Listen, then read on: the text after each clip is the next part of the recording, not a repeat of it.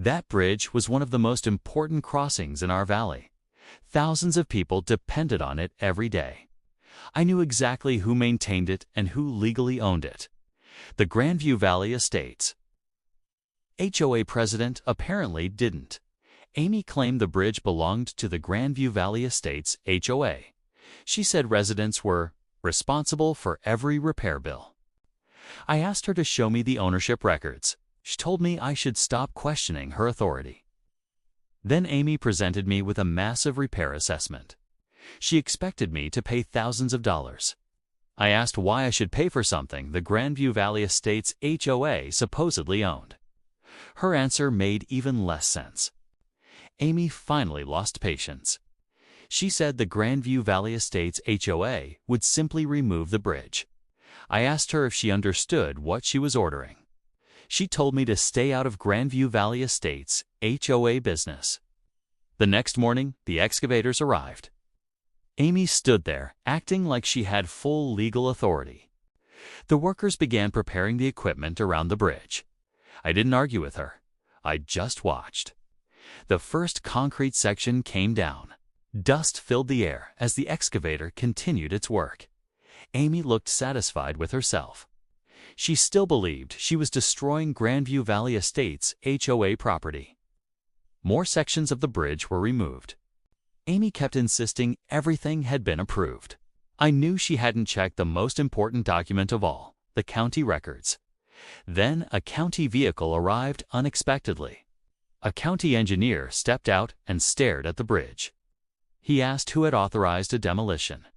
Amy confidently handed him her Grandview Valley Estates HOA paperwork. Marcus looked through the paperwork carefully.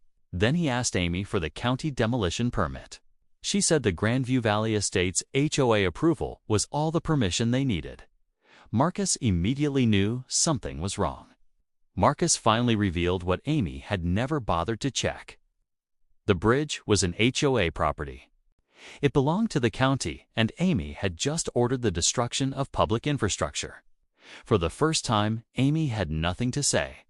The bridge wasn't hers, and the Grandview Valley Estates HOA had no authority over it. She looked at the demolished sections in disbelief.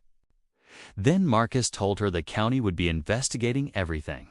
Marcus immediately ordered the crews to stop work. The excavators went silent, one after another. The demolition was officially over. More county officials arrived shortly afterward.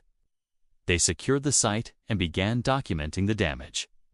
Every machine, every work order, and every instruction was recorded. Amy's Grandview Valley Estates HOA folder suddenly looked very small. The original county records settled the issue immediately.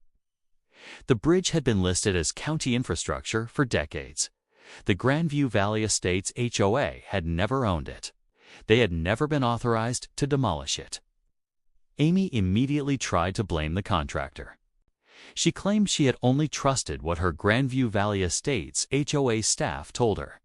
But the county had her written authorization. Her signature was on the work order. Marcus showed her the work order. Her name was right there as the approving Grandview Valley Estates HOA representative. She had personally authorized a project. There was no contractor left to blame. News traveled to the neighborhood almost instantly. People who had supported Amy began asking very different questions. Residents learned that the Grandview Valley Estates HOA had ordered the demolition of county property. Nobody wanted to be responsible for what came next. The county explained that the bridge would need a full structural assessment.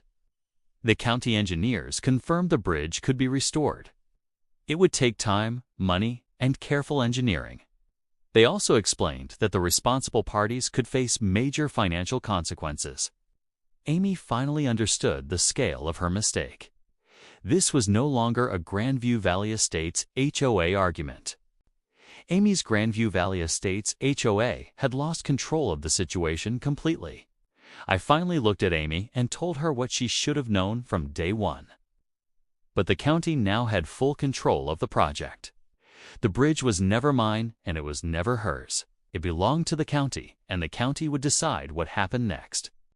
She had destroyed a bridge just to win a Grandview Valley Estates HOA argument she never had the authority to make. Subscribe to HO Drama Neighbor for more.